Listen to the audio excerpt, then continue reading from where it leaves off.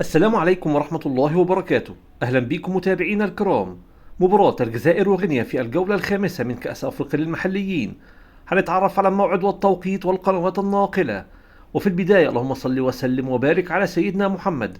وما تنساش تدعمنا بلايك والاشتراك في القناة ليصلك كل جديد.